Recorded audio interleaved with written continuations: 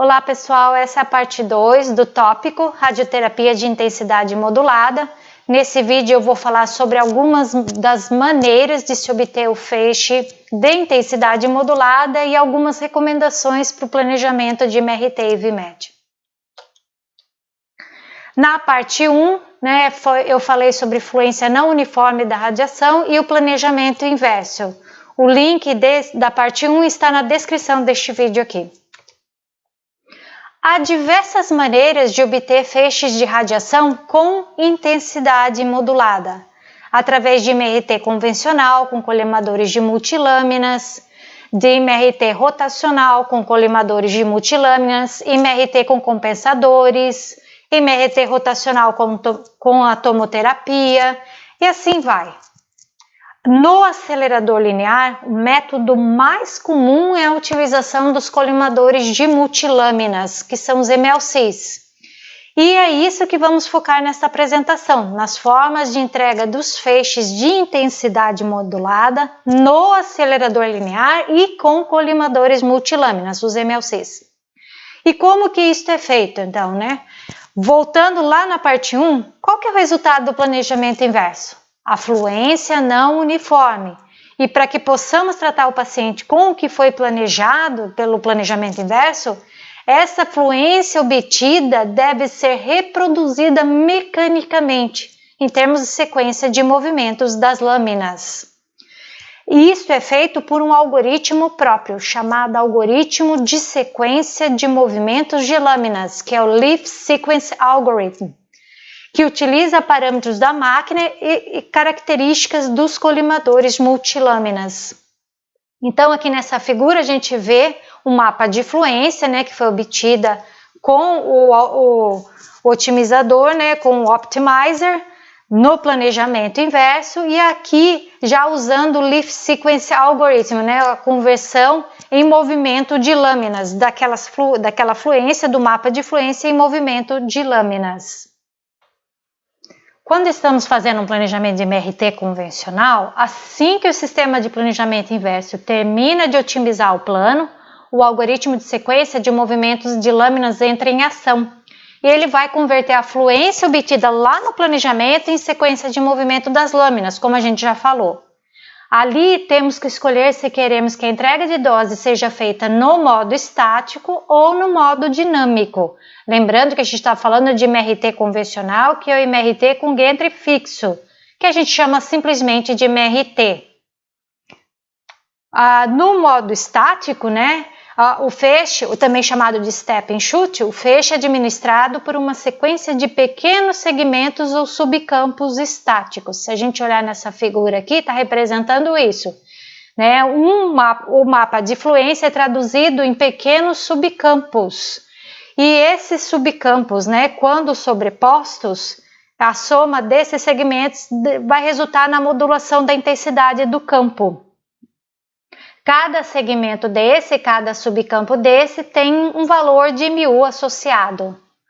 No step and shoot, o feixe é interrompido quando as lâminas se movimentam para formar os subcampos. Então, desse subcampo para esse subcampo, o feixe é interrompido e as lâminas se movimentam e formam o subcampo.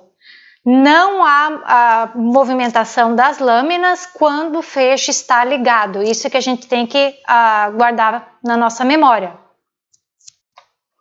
A outra forma de entregar o feixe de intensidade modulada com MRT convencional e com os colimadores multilâminas é o modo dinâmico, também chamado de sliding window. Nele, as lâminas se movimentam durante a irradiação do paciente. Essa movimentação é unidirecional. A variação na velocidade das lâminas, a distância entre elas e o tempo que as lâminas ficam abertas resulta na intensidade desejada do campo irradiado.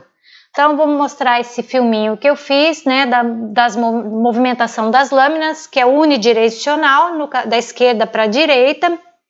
E esse é um modo de entrega de dose através do modo dinâmico, sliding window. Devido ao feixe estar ligado enquanto as lâminas se movem, isso aumenta a radiação de fuga e a dose integral no paciente.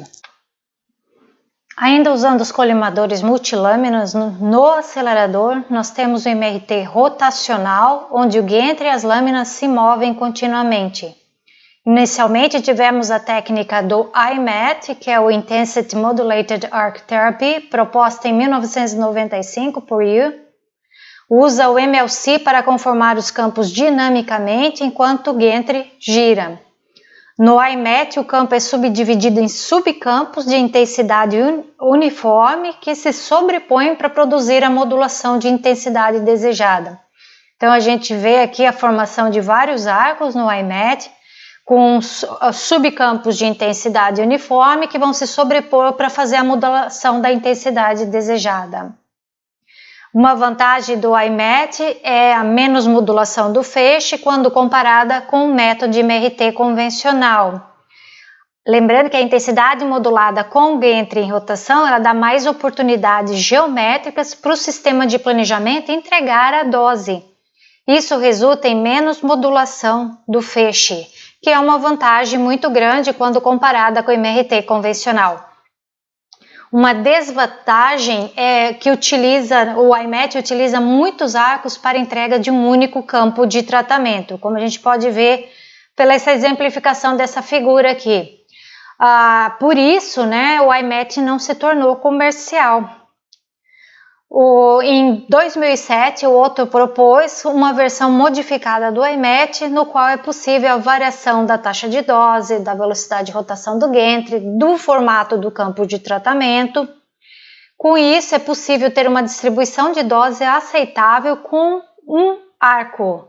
Essa proposta, essa versão foi chamada de VMAT, que é o que a gente usa hoje em dia, que é o Volumetric Modulated Arc Therapy. No VMAT, o sistema de planejamento requer coordenação da rotação do gantry e da posição das lâminas do colimador multilâmina. Então, o sistema de otimização, o algoritmo de otimização precisa saber a rotação máxima do gantry, características dos MLCs, a taxa de dose máxima, a dose de prescrição por fração. O tempo de irradiação do plano de tratamento no VMAT vai depender da rotação máxima do gantry, a velocidade máxima das lâminas do MLC e a taxa de dose máxima. Então eu vou parar por aqui, na MRT parte 3 eu vou dar continuidade, vou falar então do planejamento de intensidade modulada, das recomendações e falar das vantagens e desvantagens de planos de MRT e VMAT quando comparados com 3D. O link da parte 3 vai estar na descrição deste vídeo aqui. Essas são as referências que usei e é isso que eu tinha a passar para vocês. Até o próximo vídeo.